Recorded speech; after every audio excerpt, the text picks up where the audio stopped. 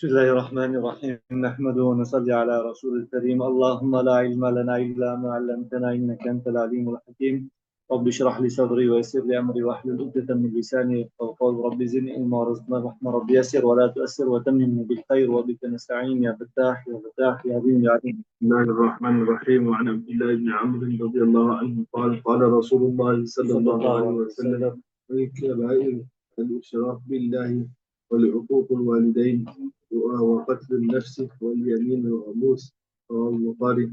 عبد الله بن عمرو رضي الله عنه narrated that Rasulullah sallallahu alaihi wasallam said that kabair is ascribing partners with Allah subhanahu wa ta'ala, disrespecting the parents, killing a person, and false testimony. This is روايات البخاري. وفي رواية أنس وشهادة الزور بدل اليمين الغموس متفق عليه. In the رواية of Anas رضي الله عنه, it was false testimony in place of false witnessing in place of false testimony متفق عليه. بسم الله الرحمن الرحيم. The word حقوق, disobedience, right, also means to harm, to trouble, to harass the parents. Sharia does allow children to misbehave with their parents even if they are non-believers. Even if they are non-believers, you're not allowed to trouble and harm them. However, children may apply on the disbelieving parents that they may become Muslim. To become Muslim, the Islamic scholars say that the children are obliged to serve the helpless parents only if they have the means to help. Also, they must obey their parents as long as they do not ask them to contravene the Sharia. So as long as not to go against the Sharia, they must help them. And as long as the parents not ask them to neglect a wajib. But if they were asked to abandon a sunnah mu'akkadah, then the children may obey them now and then, not always, because to leave out the sunnah mu'akkadah always can lead to sin. So when they ask you to abandon the sunnah mu'akkadah, now and then you may leave it out, but not always. And if they keep you away from nafil, optional ibadat, then they must be obeyed. Al-yamin al-ghamus means a false pertaining to the past, like lying on the oath that has not done something, though one may have done it. You say that you did not do it, although you may have done it. Chalo. وعن أبي هريرة رضي الله عنه قال رسول الله صلى الله عليه وسلم: بقاضي. قالوا يا رسول الله وما هن؟ قال: الشرك بالله والسحر وقتل النفس التي حرم الله إلا بالحق وأكل الربا وأكل مال اليتيم وأكل مال اليتيم وتولي يوم الزحف وقذف محسنات المؤمنات الغافلات متفق عليه. أبو هريرة رضي الله عنه raised Rasulullah from 7 sins. So he said, "O Rasulullah, what are they?" So he said, "Ascribing partners with Allah, magic, killing a soul with Allah subhanahu wa ta'ala made haram except with the right, and the partaking of riba and the partaking of the wealth of the orphan, and to turn away in battle, and to slander a chaste Muslim woman." Right. The hadith mentions that turning one's back in the battlefield as a destructive sin, because it causes harm and disgrace to the Muslims and Islam. You make Islam and the Muslims look weak. That's why it's a great disgrace to the Islam and Muslims. So it's a great sin also. Shalom. وعنه قال رسول الله صلى الله عليه وسلم: لا يزني الزاني حتى يزني وهو مؤمن، ولا يسرق السارق حين يسرق وهو مؤمن، ولا يشرب الخمر حين يشربها وهو مؤمن، ولا ينتهب نهبة يرفع فيها أبصارهم حين ينتهبها وهو مؤمن، ولا يغل أحدكم حين يغل وهو مؤمن. إياكم متفق عليه. As Abu Hurairah رضي الله عنه narrated, Rasulullah sallallahu alaihi wasallam said, "A does not commit the act of fornication whilst he is a believer. The thief does not commit the act of stealing whilst he is a believer. The drink of alcohol does not drink it whilst he is a believer. And the is summary robs. So a person does not steal to such an extent that the people raise their eyes at him whilst he's stealing and he's a believer. And a person does not defraud. A defrauder does not defraud whilst he's defrauding whilst he's a believer. وفي رواية ابن عباس رضي الله عنهما ولا يقتل حين يقتل وهو مؤمن and does not kill whilst he kills whilst he's a believer. قال أكرم قلت لأبي قال إكرمك قلت لابن عباس كيف ينزع الإيمان منه أو الإيمان removed from him قال هكذا والشبك بين أصابعه ثم أخرجها فإن تاب عاد إليه هكذا شبك بين أصابعه. وقال أبو عبد الله لا يكون هذا مؤمنا تاما ولا يكون له نور الإيمان. هذا لفظ البخاري.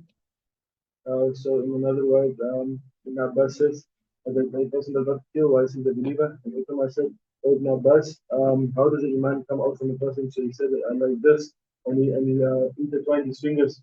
Then he moved it apart, and he said if he then it returns like this, and he intertwined his fingers again. So Abu Abdullah said that this is not a believer, a complete believer, and he will not have the light of iman. And this is the wording of Bukhari. Yes. So Abu Abdullah, that is Imam Bukhari, explained that when a person commits these crimes, then he's not a perfect, he's not a completed believer, and he lacks the light of Iman.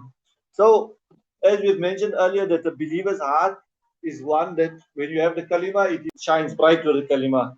And then when you commit this, the kalima, the light moves. So the moment the person begins to perform any of these sins, the light of the Iman begins to depart from his heart and returns only after the person has made tawbah and he had nadama, he had regret on his sins.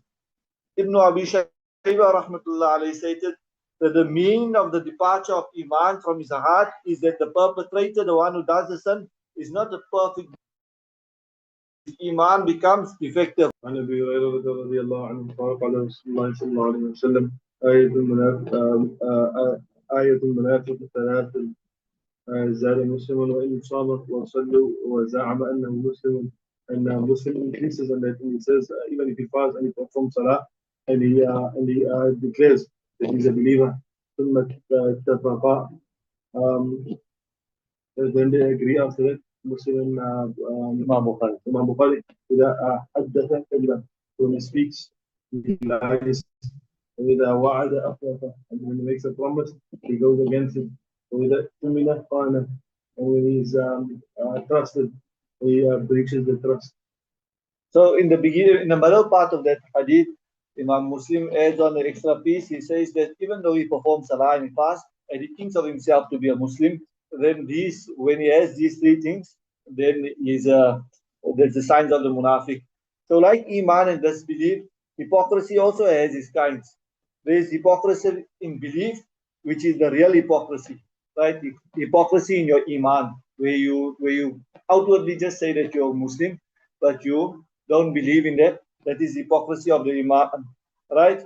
That is to make a display of belief in Allah subhanahu wa ta'ala's oneness and in the Risala, but inwardly you reject them. So outwardly you just say that you're Muslim, but inwardly you reject them. This kind of hypocrisy was found in Nabi Kareem sallallahu alaihi wasallam's time, and the Quran calls it as disbelief, as kufr. And the warning comes in the Quran, in the munafiqina fi darqil asfali min an-nar. They will be from the lowest depth. So that is the hypocrisy of the inward. Where outwardly you say you're mu'min and that, but inwardly you don't believe at all. Then another kind of hypocrisy is the hypocrisy of deeds. The Muslims adopted it in their customs and character. Their morals and deeds reflected the hypocrisy, and they failed in moral values, honesty, and trustworthy. So they failed in their trustworthiness, their moral, and their honesty.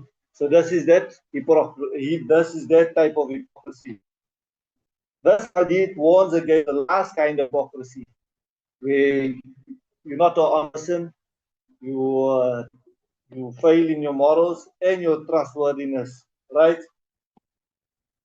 عن عبد الله بن عمر رضي الله عنه رسول الله صلى الله عليه وسلم أربع من كنا فيه كان منافقا خالدا ومن كانت فيه خصلة منهن كانت فيه خصلة من النفاق حتى يضعها إذا اؤتمن خانه وإذا حدث كذب وإذا عاد وإذا عاد وإذا خاصم فجر متفق عليه. عبد الله بن عمر رضي الله عنه ليس رسول الله صلى الله عليه وسلم said, quoting it is found in a person when he is a complete munafiq, and whoever has a trait from amongst them, when he has a trait of nifaq until he leaves it. So when he is trusted, he breaches the trust. Some promises he betrays.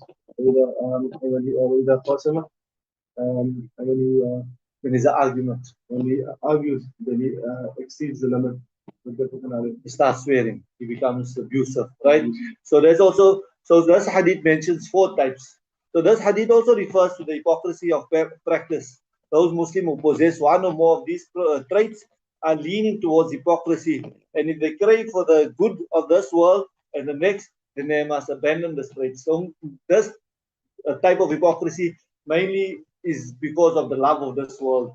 You love because you want to deceive somebody, you want to make more money, you want to get more fame. So that is this type of hypocrisy where you are craving for the love of this world. This will be the last one.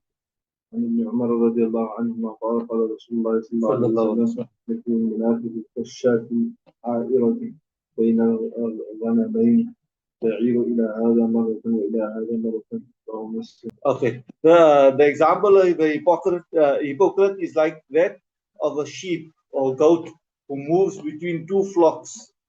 First he's in this one and then he moves to that one. So he's looking for the good of both worlds. He's thinking the grass is green at that side, he goes that side, he says no, the grass is green at that side. So he doesn't know which side of the fence he's actually on. That's one.